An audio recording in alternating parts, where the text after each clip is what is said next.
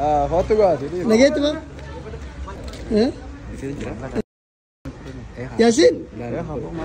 Daawwattoota keenya kabajamoo akkam jirtu nagaa keessanii fayyaadha. Har'a anaa fi Hamzaan Oromoo mana hidhaatti deemnee hiriyoota keenya Ridwaanii fi Yaasiin Oro gaafachuuf deeynee turre.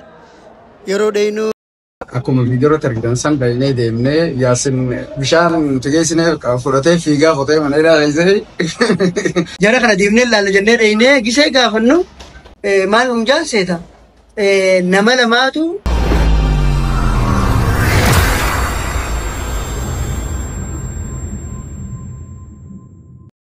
Assalamu alaikum jirtu ilmaan Oromoo addunyaa dubbii mataa gubbaa jirtan baga jiraatan isiniin jecha akkuma beekamu jechuudha Yaasiin Oroo fi akkasumas saahibee isaa Duwwaan Mahammad wajjin bakka takkatti hidhaman jechaadha. Har'aa kana diriiraa irraa kaanee dhaynee ilaallee ziyaarree viidiyoo asirratti footoolee hojjetaa jirra. Asumara ilaala viidiyoo itti ilaalanii. Foto gua sih. nagay ito ba? Yasin? Daawwattoota keenya kabajamoo akkam jirtu nagaa keessanii fayyaadha. Har'a anaa fi Hamzaan Oromoo mana hidhaatti deemnee hiriyoota keenya Ridwaanii fi Yaasiin Oro gaafachuuf deeynee turre. Akkasii hordoftoota keenya yaadee jirra garuu mee obsaa waan itti hidhaman gartee atis wajjin garee jirra nutti haasawanii jiranii mee dubbatu. Daawwattoota keenya kabajamoo akkam jirtu nagaa keessanii fayyaadha. Dhugaa dubbachuuf ani osoo gartee isaan sooshaal miidiyaa irratti edii dubbatanii akkasitti uummanni hin facaasin naaf Hamzaan asuma akkanatti eenyu nutis dhimmoo ittiin daldalaa kana dhufnee jirra. Hayboo bilbilli jira maan dileef. Bilbil lafaa ka'eet maal aboo jarri kun hidhamuu hin dhabani. Maaliif Itoophiyaa sana keessatti yoo nama tokko bilbiltee dhabde mana hidhaa jira. Illeen hiriyoota keessa yoo bilbiltanii hidhamtan manuma hidhaa keessa barbaada. Kun beekamadha. Wanti amma ati poostii isaanii laate moo gurbaa kun bilbilin dalagu. Poostii isaa gisee laate. Guyyaa jaha dura. Waa xiqqoo maxxansa. Obsaan poostii isaa gisee laalu guyyaa jaha dura homaa poostiin godhi. Inni wallaa bira deemnee bilbilan kaasa.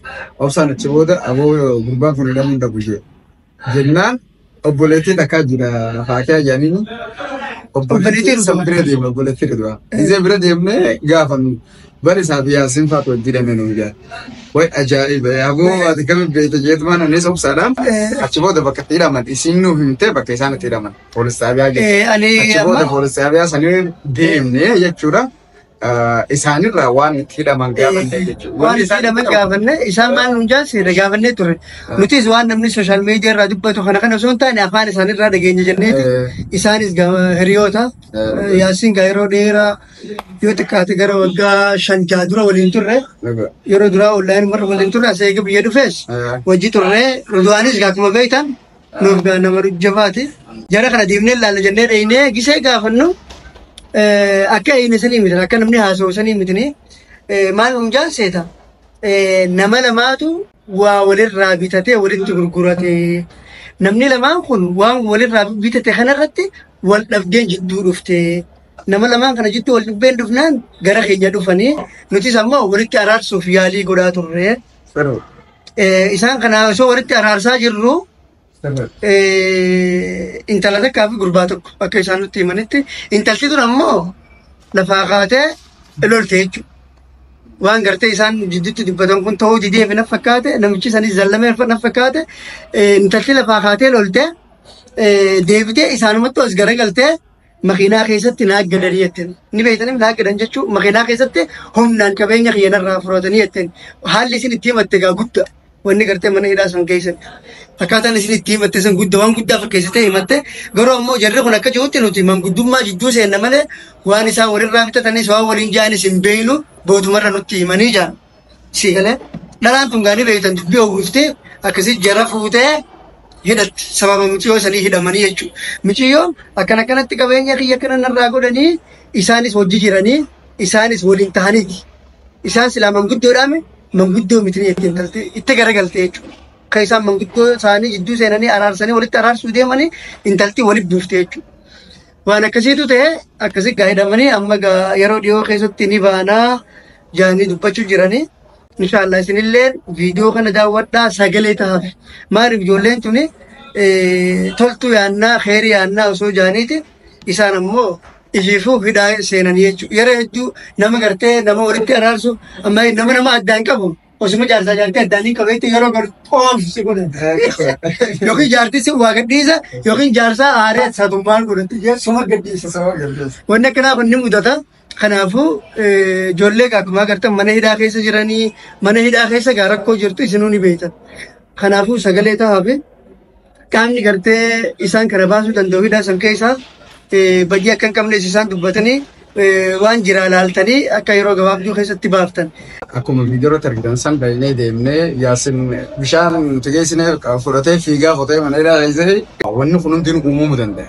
Jireenya ilma namaa keessatti toltuu yaadatti ati guutuu akka qallagaa isin hin beekamu. Wanni eega mudatteefu mudatte yaasin amma ini beektanii ijoollee lama qaba. Ijoollee lamaan san bakka haadhaa bakka abbaa bakka wanta bakka saayibaa guddisee nyaata godhaa fi wajjiin rafan wajjiin yaa'anii bobba'an waa hedduudha jechuudha. Amma kana keessa ijoollee nan keessa dhabde kanatti hedduu hamilee cabxee boohuu jira nyaata nyaachuu diduu jira. Waadila isii ijoolleetti dhagahamu qalbii caba hedduu tokko qalbii cabuu dandeessi jechuudha. Ijoolleen tuni amma eegeedhamu torbaan fa'aa dabaranii jiran jaanii gizee gaafannu silaa dafanii yaasan jechuudha. Ijoollee kanatti ijoolluma tanaaf jaanii gadhiisanii akka isaan nuyi malatti badii wanjala dalaganii osoo hin taane toltu dalaginatti badii keessa seenanii jechuudha. Badiidha itti himatte taaltiin. Intalaatiitummaa akka waan zallamtetti akka waan namni kun hundinuu gama gubbaa gureetti itti deemetti walumarratti himuttee jirtu dubbiin ta'uu fi baannaani. Qabsiistee jechuudha. Sanumaa qabsiisteetuma caala jettee teessi malee mana murtiitti isin deessitu akkanuma teessee jechuudha. Isummaanu kaayyoon isaanuma rifachiisu yookiin isaanuma miidhuudha. Hammeenyuma isaanii yaaddeetu malee waan biraatti akka illee mitanatti akkasuma fakkaata. Saniifuu waan mana murtii deemanii jala deemanii maarree godhanii gartee waan nama murteessaatii miti. Akkanuma yeroof akkanumatti nama qixaatuun hin jirtu zimirraa jetti hiiteetuma zimirraa jetti. Yoo beektan intala sanillee deemtanii dubbisanii dubbiin tun akkana yaasin kun abbaa ijoolleeti waa hedduudha jira rakkoo keessa jirti ijoolleen isaa jaanii silaa furmaata godhanii fi gabbaasanii bareedaadha. Akkuma beekamu isaan hundinuu badiin isaanii akka waan taateef ammeenyaa miti akkas isiniin jenna. Viidiyoo kana sheer godhaa isinillee addunyaa waliin gahaa. Informaationa kana keessa isintu rakkatu jira saniif isiniin gahe. Isintu rakkatu jira namni hedduun yaaddoo jirtan.